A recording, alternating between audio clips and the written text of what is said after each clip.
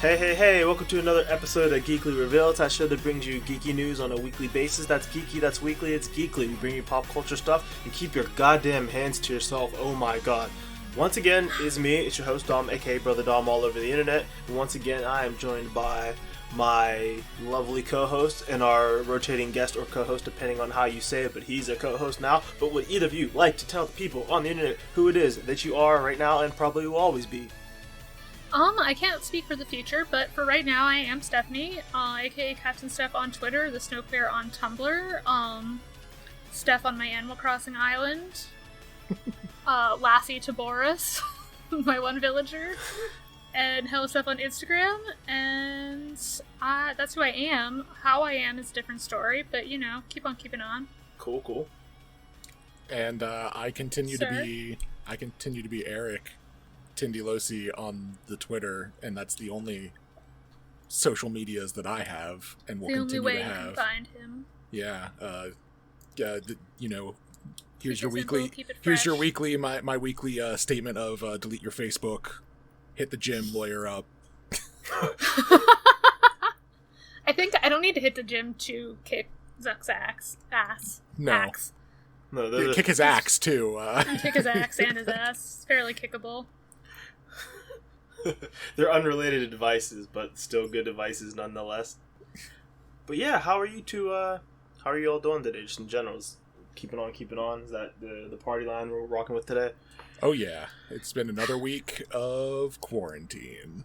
Yes, there's a leftist book podcast, like publishing podcast, that every week they post, "Welcome to another week of books," and because publishing is always having some sort of mess.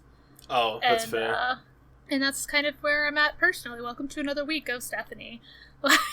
That's every industry at this point. But before we get into that, I want to continue the announcement for the people who listen to us that might not maybe get to the end, but we are doing a charity stream this coming Saturday, July the 11th, from noon Eastern Standard Time to midnight Eastern Standard Time. So July 11th to July 12 p.m. Eastern. July 11th and a half. To July 11th at 11:59 EST, or maybe longer, depending on how things go.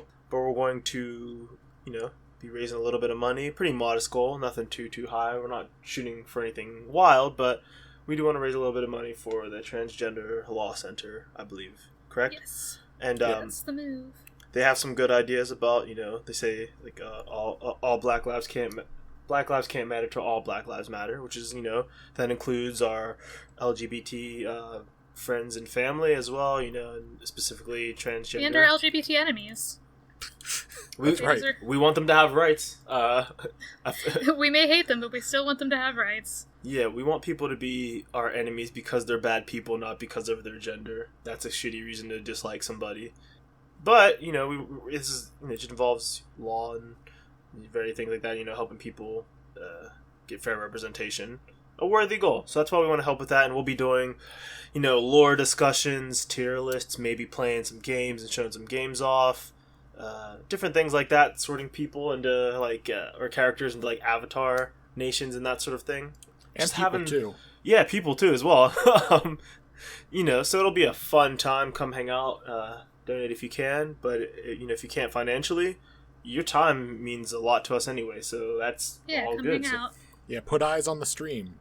Yep, eyes on the screen on the stream. And hey, if you can come hang out and can't donate financially, but can boost it in some way that might bring other people to the stream, that's also a way you can help. Yes, that helps a lot. So yeah, and we'll be having the same types of discussions we have on here, just shooting the breeze, doing that modern 2020 telethon type deal. But yeah, it's it's going to be a 12-hour long podcast. Yes, with visuals. Yes, yeah. I hear that there's a name for that, but I don't know what it is. A talk show, right?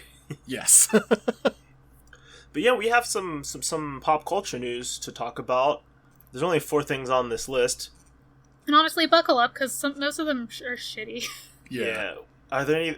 Let's start with the least amount of people were harmed with one. Yeah, the Crucible unreleasing.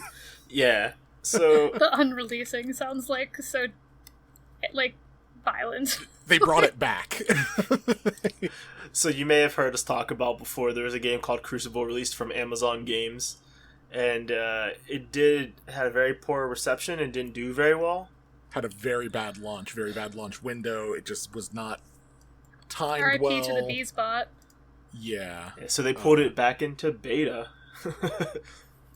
Yeah, the interesting thing about that is if you had downloaded it at all, because it was free, if you downloaded it, you will be in beta permanently, basically. So I know, Dom, you had it on your Steam list. I did. So no, I downloaded it, yeah. Yeah, so you will continue to have beta access because apparently they value anybody who happened to play that game. Oh, was it closed beta status? I didn't even look. Yes. They're just like, oh god, you were here, please. Yeah. You know, and Continue like that's to be here. like it's kind of unheard of for a company to be like fully release a game and then kind of pull it back like that. So, you know, you feel for the people who are working on it and probably put a lot of effort into it and just hope that they can actually make something out of it in the end. And hope that it's not in like a crunch manner or anything like that. Yeah. I think more games could have done that. There's definitely some games that have quote unquote failed that didn't need to. Like, yeah. We talk about Battleborn a decent bit. A game that the people who played it liked it, and it's not even that game was broken.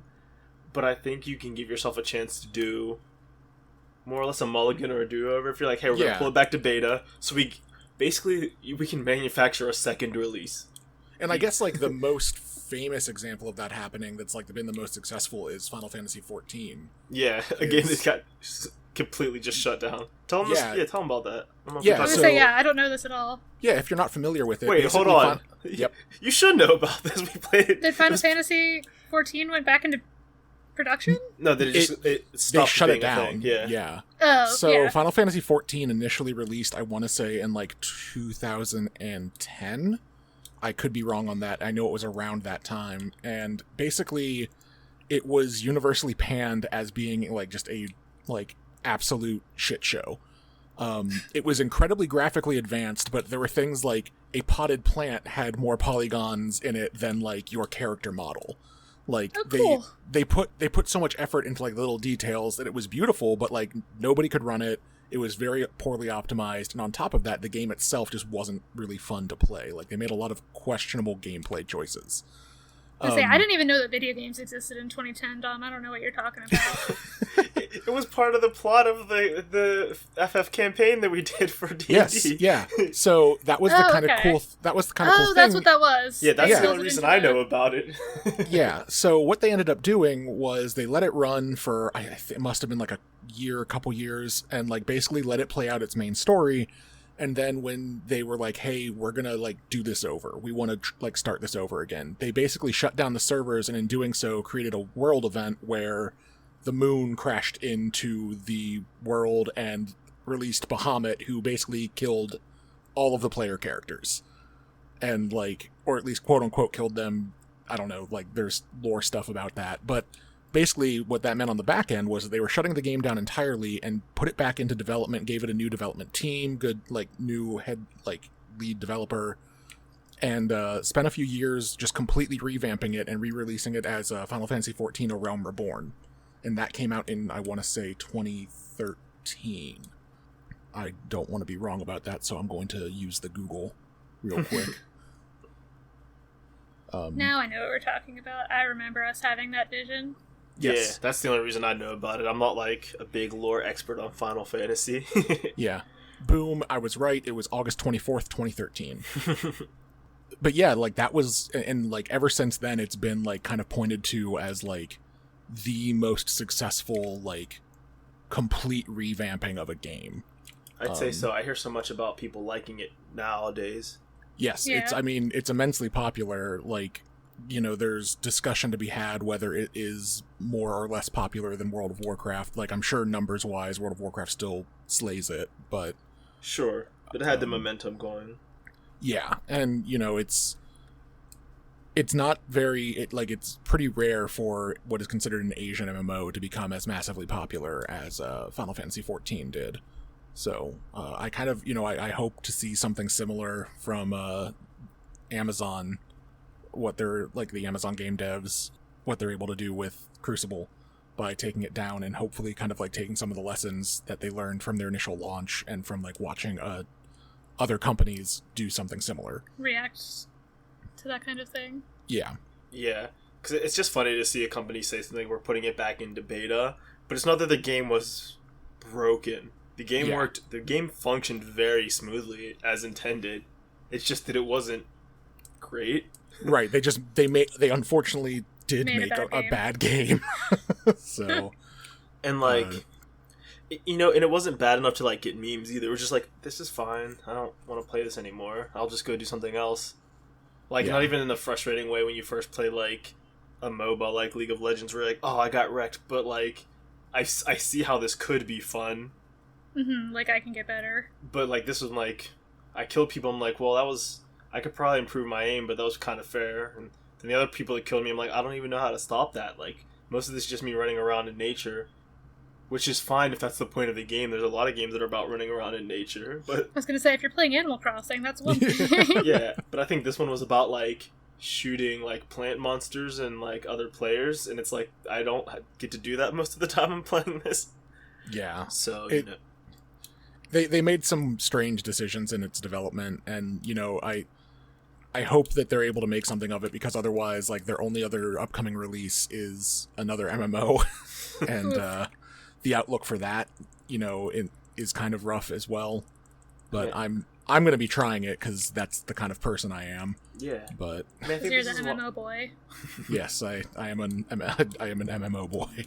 I think this is why you do the open beta. Like, I mean, half of it is like stress testing and seeing if it works, but honestly, a lot of it is to see if there's like a prevailing thought about some of your game mechanics. You know, when Valorant came out, in that closed beta they did, I mean, that was a horrible way that they did it. It was a good way to drum up fake attention to it and fake viewership, but some of the operators or agents or whatever the terminology for the characters is in that game, I think it's agents, was some of them were just overtuned, you know what I mean?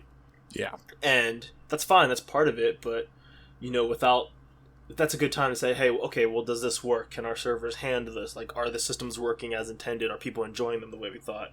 Yeah, cool. You know, when Overwatch was in its beta, Bastion had like a shield on the front of his body. And they're like, everyone who played, like, what were you thinking with that design choice? Like, yes, this thing that's a turret that shoots 300 rounds in like 5 seconds has a front-facing shield, so you have to get behind it. What were you thinking with that design choice? And they're like, oh yeah, good point. We'll take that out. But if you leave something like that in the game, the audience is like, yeah, this game's broken, not fun, I don't want to play it.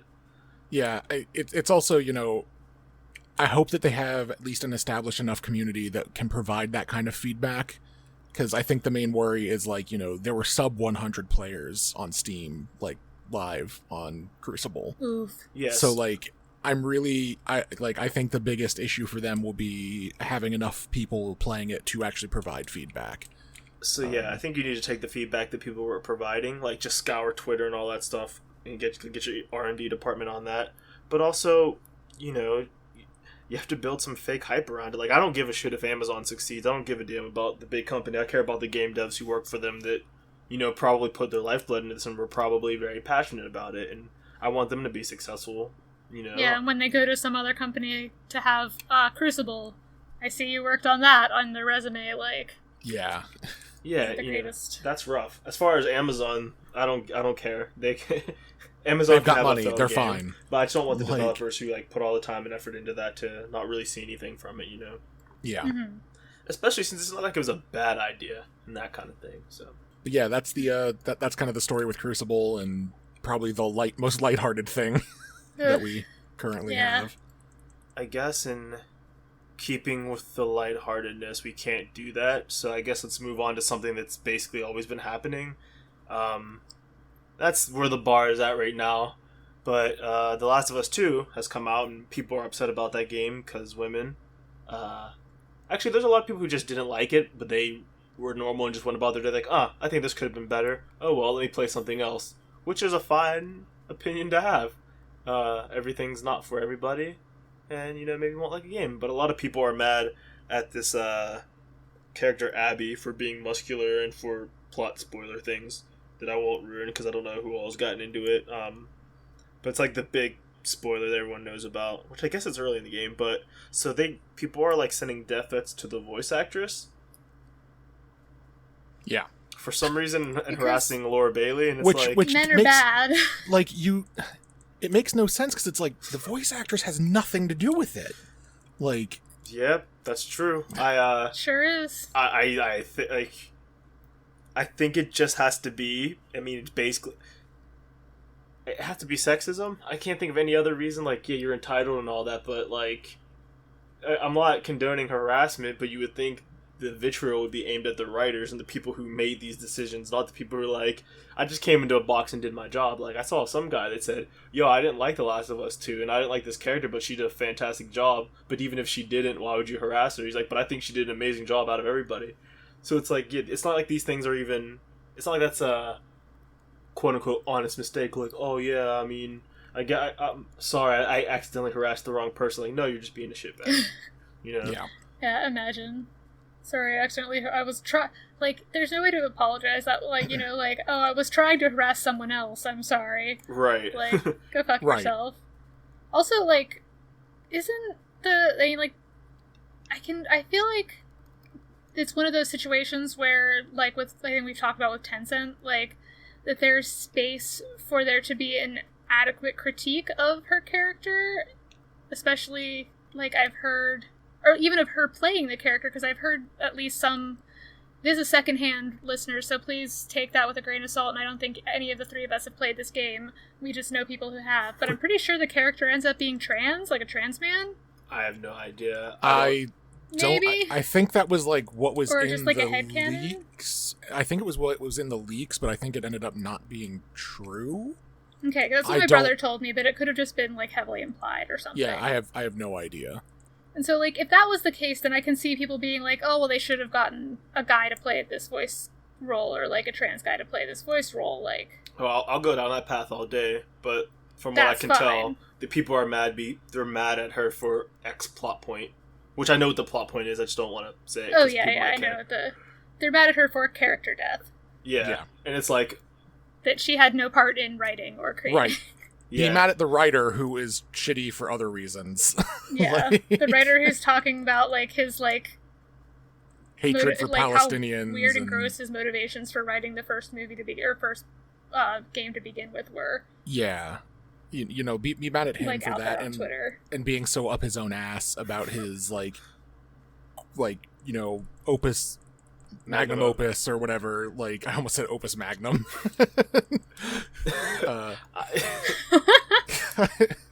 But some joke could be made like, there. Oh, yeah. Opus Magnum would be a dope name for like a video game weapon. Or like something in like the name of a Metal Gear. Yeah. But no, like, you know, be mad at him for like tooting his own horn as hard as he is, like, constantly, or, and, you know, like, stirring shit on Twitter, but like, don't, like, leave the voice actors out of it, like. Yeah. I mean, this is just like, you know, people getting mad at Kelly Marie Tran for being Rose in Star Wars. Like, for being in Star Wars, like. Yeah, it's like she didn't do anything, and we can have the discussion whether or not that character was a good character. I have a lot of problems with how that character was utilized, and that's Rian Johnson's fault, and even more J.J. Abrams' fault. But, like, Kelly Marie Tran was just like, hey, it'd be cool if I had a job, so I'm going to go have a job. And people are like, no, how very dare you have a job. You are a woman of color, and you may not. Yeah, and that's kind of what the harassment... Not in my Star Wars. Yeah. It's token diversity, but Lando wasn't because it happened in the past. Yeah.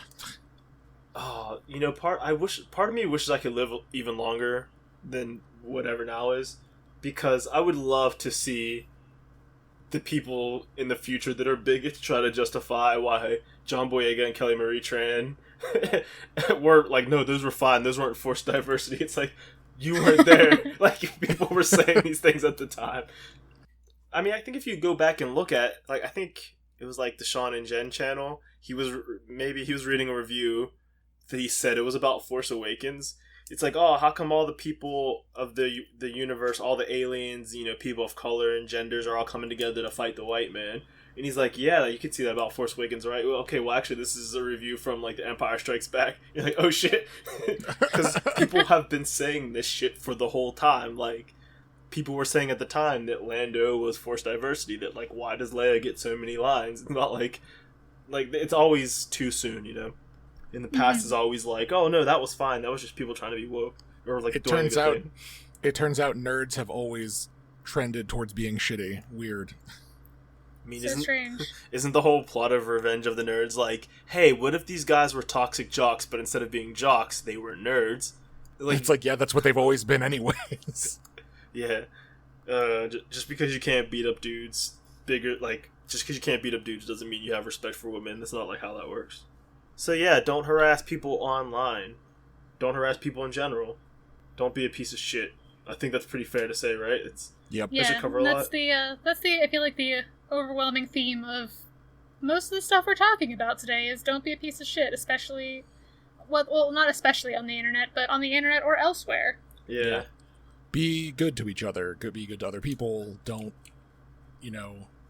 be an abuser. Yeah. It's just little things. It's actually pretty easy to do. Yeah, it's wild. Like, check it out. You know how easy it is to not harass people? You can literally do nothing.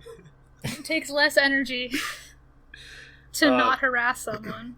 So I guess I don't know. I'm not in the mood to do cute segues today. No, I was just gonna say, like, let's speaking of harassment, throw some trigger warnings out for the rest of this episode, because it's as if the discussion of misogyny regarding Last of Us 2 wasn't a hint. Like, we're talking about some fairly shitty garbage people.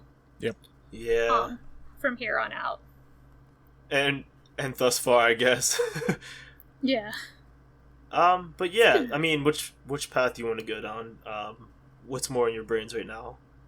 We just came from video games, so do you want to stay on video games, or? Yeah, let's talk about EVO. Yeah, let's talk about EVO. So, EVO got canceled, which is a bad reason, but I guess it's ultimately a good thing that it happened. So, correct me on any details of this that I'm wrong about, because I don't know all of them, but one of the, like, founders or presidents of EVO had some pretty serious allegations come out about sexual misconduct, abuse, assault, however you want to phrase it, however it was. All of the above. Okay, great. How fantastic. People are pieces of shit.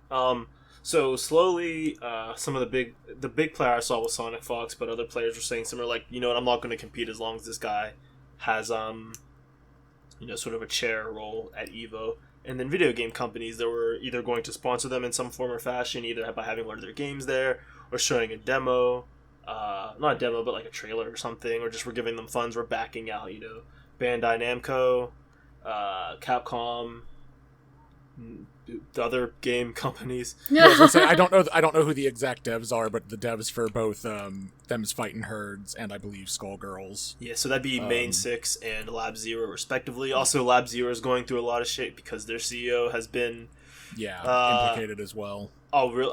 The only thing I know about them is that Mike Z has been not so much accused. That's not really the word when he agreed that these things have happened. So it's more of like it's come out that he has said like some racist things. Yeah, sorry, I confused that. That's what it was. Okay, just because I don't, the bar's already on the ground. People are already pieces of shit. I don't want to accuse people of things they haven't actually been accused for. Yeah, that was my bad. That's all good. Things are so bad that this shouldn't be hard to keep straight, but however it is, because there's so much garbage. Yeah. So Lab Zero's going through some stuff right now as well, but they pulled out. And so did the is it Neversoft that does Mortal Kombat? I want to say NeverRealm Studios. NeverRealms, there, yeah. I think Neversoft was like part of Activision, who made Tony Hawk. Because I remember the little eyeball. That's some levity. Just thinking of video game logos. I'm just trying to feel better. But yeah, pretty much once every game company pulled out of sponsoring EVO was like, so we're going to just cancel the event that's supposed to start tomorrow. Yeah, which is like insane because it was literally the day before like the like had people like traveled and shit, like no, because it was all online this year. Okay, good. Yeah, if it was in person, I think it would have been a worse look I don't know. Actually, I don't know what would have been the worst look if it was in person. If they would have still had it, or if they would have canceled it. Yeah, I don't know. Like, how do you deal with that at that point? I think you just say the dude who is implicated has to leave and can't be here, because a lot of people, so many people have paid for hotels and flight that it would be like super bad to have them waste that money. So I think you have to just remove the people who had the accusations against them. So yeah, Evo got canceled, and that's unfortunately not all, but I think that's a good step because it's a chance for them to say we're taking this seriously, or at least saying we know what the profitable thing is, and the profitable thing is to have the image of taking this seriously. Yeah. Which is not enough and is never going to give the survivors that peace or justice that they deserve, but it's literally the least they can do, I think. Literally the least. Yeah. And, some companies have, apologized and just said we don't stand for this kind of stuff, which is good. They shouldn't stand for these kind of things. So, along with that, a lot of the Smash community is kind of in flux right now because some of the top players, commentators, and just personalities are being accused of various levels of misconduct, whether it be assault or inappropriate conduct, lewd texting, and stuff like that. So that's also not good. There's a lot of complex discussions to have around this. And I'm willing to cede the floor if either of you have any points. But one thing that I do want to bring up, I'm bringing this up for a reason. There was one case of a woman sort of grooming and being abusive towards a younger man. And while that is horrible and all of these abusers should be held accountable and called out, it's a bad look and a bad thing if you're putting a lot more effort into the one female abuser than all of the male abusers, when it's really like a 1-99 sort of ratio thing. Again, it's not bad to put attention on. Doesn't excuse it. It doesn't excuse it even a little be all need to be held accountable, but if you have 8 hours of streaming a day and somehow 8 of those hours have been at the one female abuser and a little footnote at the end of all the male abusers, it kind of seems like you're just trying to find an excuse to either say not all men or not only men, or you're just being a sexist. And I'm sorry if that's news to you, or if you hadn't considered that, but maybe consider calling all of the abusers out and not just focusing on the one that makes you feel a little bit better about whatever is going on with you. That said, we also need to tread very carefully around a lot of this, in the sense that we don't want, victims, survivors to feel extra pressure or embarrassment. It's good that they're coming out, but I don't think it's necessarily our place as people that aren't survivors of this to push them to it. I know one of the young man talked about was, sort of in a rough place on the other day, and I won't get too much into it. I mean, we've done trigger warnings, but I don't feel super comfortable talking about it. But one of his friends luckily checked on him and made sure he was safe. But we shouldn't be putting this extra stress on to victims. It's not really our place as allies or friends, family, whatever it may be. We need to give people the space and the assistance that they need and not make too many assumptions on that. Mm-hmm. The Rain has support groups and support hotlines and stuff like that. Yeah. For people, survivors, and we encourage people to reach out. Yes. And find support. And in the midst of all these terrible things, what it is showing us is that there are things that can be done. Some conventions or events or just groups are coming out with new codes of conduct that are pretty encompassing. Significantly improved from previous. Yeah, it's sort of those things of why has this not always been the case? They're putting limits on alcohol and drug use where there are likely to be minors, asking that minors be accompanied by adults that aren't people from the community. So basically, come with a parent or guardian, not somebody who's grooming you, kind of thing. Not some random, fighting game person who has an uncomfortable level of interest in a minor. Yes. Yeah. So things like that are being put in place, putting zero tolerances on alcohol, which is, I don't know when the convention scene is going to get its reckoning, because... I was actually going to interject and say, hopefully this leads to a paradigm shift in just convention behavior culture, in general. Behavior, yeah. Yeah, because, I mean, if these things are happening at fighting game community events, from what I understand, the fighting game community is relatively niche compared to other nerdy fandoms. So, unfortunately, that if my math would be correct, which it should be in this case, that means it's probably happening in groups that are bigger than this, you know? It 100% is. I mean, there's regular stories, even in our local, like, Midwestern convention spheres. Yeah. About particular problem people. Yes, of, like, specific problematic individuals, and, like, you know, generally, like, maybe once every year or so, there used to be, I mean, I don't see them anymore because I'm not on Facebook, but call-out posts and stuff like that, but those haven't really had the effect of actually changing the culture of the conventions yet. Mm-hmm. So. Right. So basically, it's... These codes of conduct are pretty good. It was funny to see... not funny... Well, no. It was funny to see the code of conduct because there's, like, all these things that are very, very serious, like... We have 0 tolerance for drinking, like all these different things. I'm like, yeah, that makes sense. And then at the end, it just said, no Ahigal merchandise. And I'm like, oh, yeah. Also, thank God. Also, finally. Good. Like, also somebody did thing. It. Finally. We did it. Society can move ahead. Which, you know, there were a few people were like, a few people were like, I don't see how that's going to help, but okay. And it's, you know, it kind of is just in that theme of, it helps by removing, like, another, like, thing that overly sexualizes what should not be that kind of event. Yeah. Like, you can wear an Ahigao shirt or sweater or whatever, or, like, full-piece, 3-piece suit to, you know, like, one of the adult conventions, one of the, like, various, like, adult expos. Like, yeah, or, like, to your, like, 18-plus panel after midnight at a con, like... Yeah, but you shouldn't be walking around, and I've said that since those things have come out. You guys know that. Yeah. Like, and it's just generally unpleasant in general. So it's one of those code of conduct things like, you should take a bath during this convention. You shouldn't have a smell. It's like, we shouldn't have to make you do this, but if you're not going to, I guess we'll make it a rule. But why did we have to tell you to not do that? Please shower, please wear deodorant, please don't wear the same oil-stained pants 3 days in a row. That's a very specific thing, but, you know... The simple... oh, man, the con days. But no, it's... And that kind of just goes to a generally... Like, a more general discussion of, there's so many things we have to tell people not to do. Obviously, you know, don't assault people, don't be in people's space more than they want you there. Which is not to say you can't walk up to somebody with a similar respect. Hey, how do you feel about this? I like your cosplay. But if people are like, hey, get away from me, or, you know what?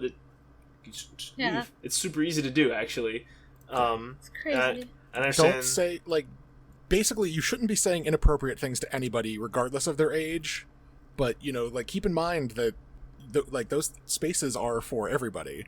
Yes. So don't go up and comment on people's costume, like...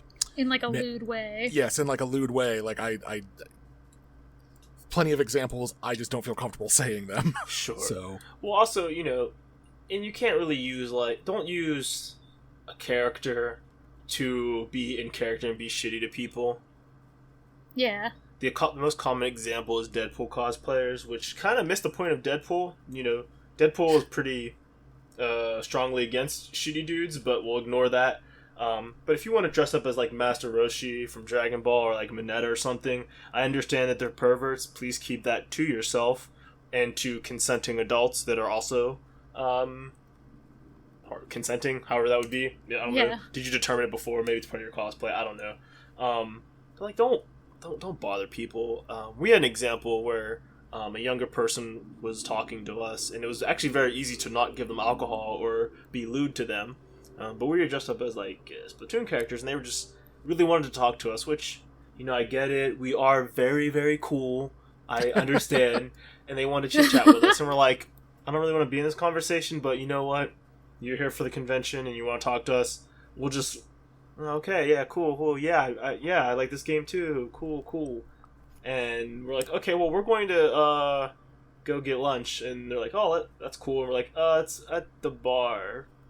You can't come, which I don't know how true that is, but we said it anyway. Yeah. And it was like, yeah, I don't really want to hang out with children. Yeah, it was just like after like a brief interaction of like we shared this interest, it was like, okay, we're grown adults of drinking age and are not comfortable hanging out with a teen anymore. Yeah. Especially a single alone teen. Yeah, I have no interest in doing that, and quite frankly, I question your motives if you do. Not sure why people hang out with children. Stop doing that. You guys are creepy. Also, like, don't groom your fans. I know that a lot of people get some power on Twitter or YouTube or in communities, and they start abusing that and like having lewd text with younger people. Just don't. Yeah, Instead, just don't. Yeah, just don't. You know, I understand if you're like really into hentai or something. It's all cool. I like a butt as much as the next guy, but you don't have to send hentai back and forth with minors. It's also something you don't have to do. In fact, you shouldn't do it. Don't do that. Don't do that with adults if they're not asking for it as well. Yeah, like, right. Like that as well. All of this applies like both ways. It's yeah, and and if just to say, like, if we have any minor listeners, which first off, you must be super cool or have very cool parents to hear this. To hear the shit we're saying. What's up, you cool baby? Yeah, what's up, you cool baby? But please stop roasting us on TikTok. It hurts. Yes. It actually hurts. But like if you are a minor and like you have these interactions and people are telling you, oh, you're so mature for your age, all these different things, like please be aware, like that's not normal. Like it's like look out for the signs of grooming. Yeah. It's hard to do that, especially because I was a teen once, and you want to appear cool to cool people. Yeah, but it's it's not a normal thing. Right. Yeah. So it's just be aware if there's adults that like are taking a particularly fond interest in you, wonder why they don't have more friends of their own age and that sort of thing. Just be careful. If you see this stuff happening as well, if you see somebody harassing or abusing somebody in public, don't just stand by around. I mean, I understand if you also feel your safety is at risk, so at that point, try to find somebody who can help. But don't just stand around and let people, be put in dangerous situations if you cannot all help it. Silence is compliance in a lot of ways, so we can all do better. We all should do better. I don't know if these communities really recover from this. Obviously, that's not the most important thing. Yeah, there's the debate as to whether EVO will be able to, like, recoup their losses and even continue. And not or if it's even worth continuing. I was gonna say to me it's one of those things that like if it's that rotten at the root that it's like you have to start looking at the roots of the tree, like yeah. Who's covering for who's letting this happen. It's not like we're saying Mortal Kombat is canceled. Right. We're saying, hey, what, maybe should EVO even come back from this? And a lot of people in the fighting game community who are not abusers and who are tournament organizers and just proactive people will say, support your local tournaments. EVO had to start like as a party in some person's basement at one point, or at an arcade where they're like, hey, we're all going to play against each other to see who's best, and then it grew and grew and grew into like the world's largest thing. There's many other tournaments you can go to, like Combo Breaker or any other thing, at your local conventions whenever these start back up, or online invitationals whenever they start up. We don't have to support just the one thing, and if it's rotten at the core, a few bad apples do in fact spoil the bunch. That's how the whole saying goes. And if the tree's rotten, get rid of the tree. That doesn't mean that we're never going to have an apple again, but get rid of that rotten ass tree. I think we're just not going to have that apple. Yeah, I think that's a fine thing to say. So, yeah, but besides that, we don't actually have good news coming up. Do you have any good news, like to, it's like cleanse a palate the palate for a cleanser? second? I guess this is goodish news. These aren't like happy topics, but I watched 1917 and Parasite this past weekend. Those timely movies. They were in this year's Oscars. Those very happy and freshly out, and yeah. But no, I quite enjoy the filmmaking from 1917. My partner really, really enjoys this movie, and she wanted to see it again, and so I watched it with her. And it was just, I appreciated the cinematography more than the story itself, but I think it was more of a technical achievement than a story achievement. Mm-hmm. But I liked it. I want to watch it again to try to see some of the technical things and some of the little nuanced things. And Parasite, I really enjoyed it. So many times I was had awkward laughter, and it's not a subtle movie. in any way. There is some nuance, but I don't think at any point someone would call that movie subtle. Yeah. But sometimes it's worthwhile to be heavy-handed, and there was just some really interesting stuff in it, so I recommend it. Also, it's pretty funny. Like, the things that are supposed to be funny are funny. So Yeah, definitely.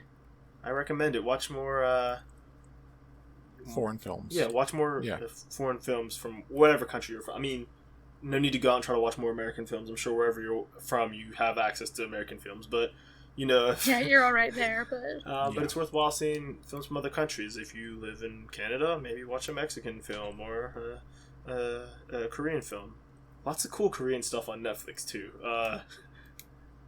Classic Japanese cinema is some of the most visually impressive and visually striking stuff I've ever seen. yeah, So- treat yourself to some Kurosawa movies. Absolutely. Yeah, anime is not the only thing that comes from outside of the United States. We can enjoy No. lots of things from around the world. But speaking of things from outside of the United States, remember that puppet show I used to talk about? Yes. Oh yeah.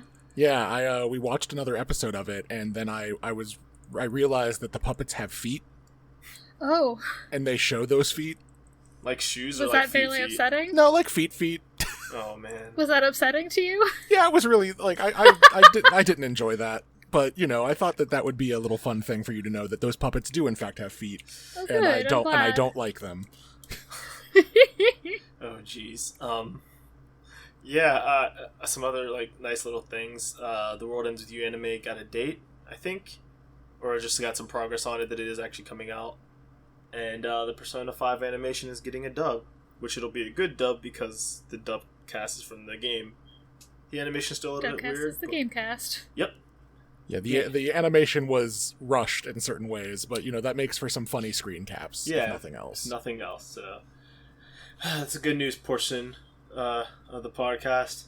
Now back to the bad news. Now back to the bad news. So this Actually, is great. there It's is some good kind news of- in this. Yeah, there's some good news in this. So, the interesting, I've actually, I don't know when the first time allegations against Cards Against Humanity, the founder of Cards Against Humanity, came out. I know that I first learned about them through a dating website, because one Wait, of the allegations or the game? No, the allegations. Okay. Because someone that I had matched with on OkCupid said her what's something you might share about yourself thing at the bottom, or the most random thing, and it was I will not play Cards Against Humanity with your family because the creator raped my friend. And I was like, oh, that is a very valid reason to not want to support Cards Against Humanity, and I respect that. Yes, Yeah. that's extremely valid. Oof. Yeah, so, these allegations have been fairly, I think, known for some time, but, received more, press in, the most recent round of, people being outed as garbage people.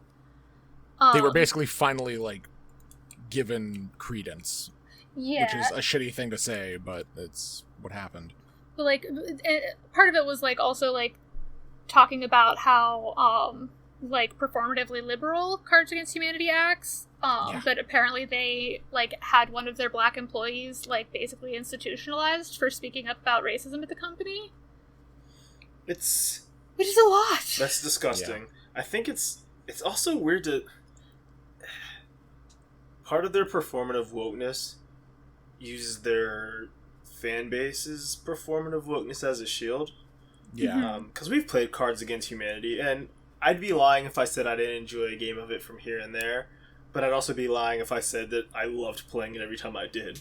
And there are definitely, there are times... cards that make me uncomfortable regardless of, the, wacky combination. Yeah. So it's one of those things where it says it's a game for horrible people, so that gives you the leeway to try to do some of these horrible things, but inherently there's nothing that would make you do that unless you chose to, right? Some of the more offensive cards are only going to work if you're deciding to do that. Like if it says, hey, we have a card that says, what is the scum of the earth? And someone lays down the card, black people. Divorced from that, a card that just says black people and a card that says white people have no basis. Depending on who you're playing with, you'll get different results. In a black setting, it says, hey, where can you not find seasoning? To them, white people would be a funny card, but to a group of people, they'd say, hey, who's always willing to dance? And to a black group, we say, hey, we're black people, we like to dance or something, right? And that's pretty harmless. But when you have like a different group of people playing with those same cards who are more offensive, they could be like, hey, when crime happens, where do you look first? Black people. It's like, okay, so now that's a horrible thing to say. What made you want to do that? Was it the cards themselves? Was it the permission of the game? Hey, go ahead and be horrible. It's a joke. We're woke. We donated to Obama, Go ahead and say that offensive thing, And that's not actually woke. Yeah, I hate to let you in on that, but it's not actually good. But the upside of all of this bad news about how bad the people who created Cards Against Humanity are is that sometime earlier this week, the staff of Cards Against Humanity announced that they were unionizing. Woohoo! Yeah, that's good. Yeah, and it's good, especially, obviously, I am who I am and will always be a fan of people unionizing, for whatever reason. But I think that this is a particularly interesting instance of people unionizing because their stated goal was explicitly to directly combat the abusive workplace, in a non-financial sense. Was it, obviously, a union will always help you win better wages, but their concerns were ultimately, we can't address the racist culture and, hold our leaders in the company accountable without collective bargaining rights. We can't make, our goal is to make people laugh, and we can't do that until the workers have power equivalent to the people in charge. And I think that's beautiful. Nothing wrong with unionizing. Yeah, it's a very unique and good reason to unionize. I mean, I feel like almost any given reason is a good reason to want to unionize, but this specifically, the way that they word it is different. Yeah, it's different. And it gives me some hope and inspiration in my own union activist career to prove to people that a union is a way you can make change on a diversity standpoint in addition to better wages and stuff. I think it's a good proof that a union is not just there to get you a pension kind of thing. Hell, when I worked at a casino, the entire reason for that the dealers wanted to vote in a union was to be able to count their own tips. Seriously, yeah. Crazy shit. Capitalism be crazy, y'all. Yeah, I've dealt with unions in a few different ways, and I've been blessed, I guess you could say, or at least privileged in a way that most of my jobs that I've had, well, actually all the jobs I've had, don't really require too much physical labor or anything that would put me in a union position, which it's take it as you will. And since I've been closer to the management on that side, a lot of it has been negative feelings towards unions and all that, because it gets in the way of profit, or it makes the business not work, etc., etc. One of my jobs, I had to run, not a run-in with the union, but I wasn't able to move a whiteboard across a building to use, because that was maintenance's job. I'm man, this is really unfortunate. I just want to do this thing. I don't want their job. I just want to not have to wait till tomorrow to do this. But then the older I got, I'm oh yeah, because if I do that, management starts having interns. Hey, just carry that yourself, and then eventually, hey, we have all these interns doing that. You don't need to do it anymore, and then it screws people out of their jobs. So it makes sense.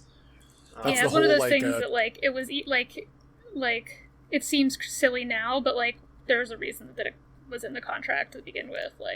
There's entire convention centers and stuff that are staffed by a variety of workers, some of which who are union and who are not, and it's don't try to set up a plug outlet here or there because the union worker has to do that, but it makes sense, it's... Yeah. And I think a lot of the times it's not necessarily you as the smaller worker or random passerby that they don't have trust in, it's just in management. Because they'll like, hey, I don't think you're trying to take my job, but if you do it one time, management will try to get you to keep doing it. Yeah. Or we'll say, oh, people can handle their own plugs. We don't need an electrician anymore. It's like, that's not true. So stuff like that will start to happen. So I get it. And just be aware of people that are telling you unions are bad, or they try to tell you like, all the downsides to running a union. Like, oh, yeah, hey, especially like, if that union dues, if you don't pay them, you'll be able to like buy an Xbox or something. It's like, what? What do you mean? Like, that's a weird thing to say. Yeah, especially if it's coming from your employer. Also, like, that can be very illegal for them to discourage or disallow union discussion. Yeah, so if you are thinking about how to better your own workplace, if it is shitty because of harassment or any other reason, consider unions. Yep. But, and I say this as a completely biased, personally a union organizer, but, the track record is there. Yeah, I think I'm biased, like, for the other reason. I've had to deal with, like, trying to not suppress unions, but just being like, hey, don't promote this enough to be like, yeah, I probably should have. And that's not in any particular workplace. It's just like a concept, you know. Yeah. I've never been told at work to squelch a union. I've never been told anything like that, but I'm adept at reading between lines. Yeah, I mean, when I worked at the casino, we specifically had, daily meetings before we would go up to our shifts. Hostage meetings? Yeah, and multiple times while the union talks were in place, management would come in and basically, like, a couple times it was very close to being like, you just did something hella illegal, because they would just come in and be like, you really shouldn't have a union. Like, it's like, you don't get to tell us that. That's not how that goes, guys. Yeah. It's, I think the balance you want to have is you want your workers to be allowed to unionize if they choose, but you want to create a situation in which they don't immediately feel the need to unionize, but they still will just because they see the benefit in it. But like, but they're not unionizing because of your direct behavior. Yeah, like I shouldn't go to work and be like, man, if I had a union, things would be better here. Like, because we're getting treated like garbage. You want to create the situation in which your employees don't feel that they need to unionize, but they still should because it's a good idea. I think that's what I always said. I'm like, hey, if you're afraid your people want to unionize, that says more about you than it does about them, my guy. Like, it's a pretty bad sign, Chief. But that's an opinion I've always held. So, good stuff. More unions, please. That's the track, and so hopefully that's one way that's still kind of a legal process, but like not necessarily like needing to like go to the cops to deal with a harasser or something like that. Like it's a step that's more structural that you can take to like better a situation for everyone involved. Yeah. So besides that, you asked us to keep you accountable to stay under an hour today, and we're just about there, so. We are. Excuse me. So how about we knock out some social media business? Does that sound like a good idea? Well, I think before we knock out social media business, why don't we go ahead and just plug one more time that this next Saturday, the 11th, there will be a charity stream. If you somehow missed us discussing at the beginning of the show, here it is again. Yes. Hell yeah. It should be on Twitch and YouTube. We'll have links on the social media channels coming out. They should already be out on whichever channels you find, like social media. But we will put them in the show notes as well, because it should come out a couple days after the podcast and a couple days before the actual stream. But yeah, we'll have the information for that. So get your YouTube accounts, get your Twitch accounts ready to go. We'll have a good old time. We're going to have a nice, respectful atmosphere and stuff like that. And we'd appreciate if you stop by for a couple hours or so. Yeah. Hey, come hang out. Come give if you can. Give your time or your money. And hope you have a fun time. Yeah. Heck to yeah. Who should do the biz today? I vote Steph. Crazy. What a guess. I can take it. I got this. Okie doke. I have the power. So if you want to find us on the internet, you can do that. You can find the podcast in a browser at characterreveal.simplecast.fm. Sorry, not .com, .fm. Like a radio station. You can find us on Facebook at Character Reveal. You can find us on Instagram at Character Reveal. You can find us on Twitter at Character Rev, Character R-E-V. You can find Brother Dom anywhere on the internet at Brother Dom.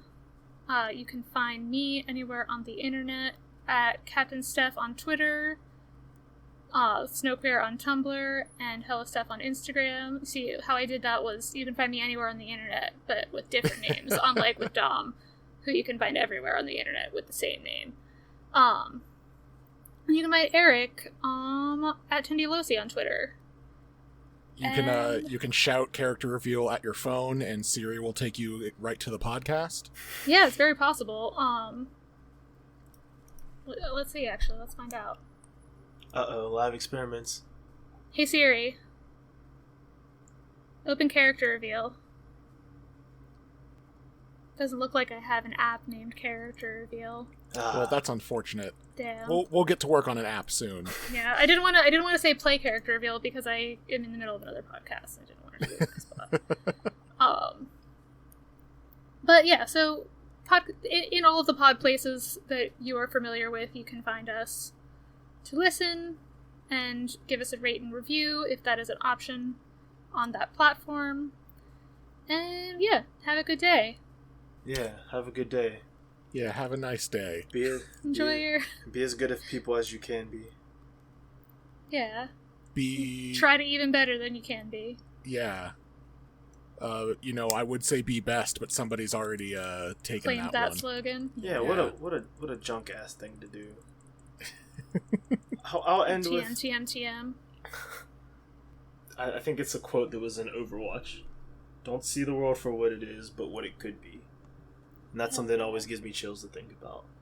But with that closing line, until next time, see you later. Bye. Goodbye.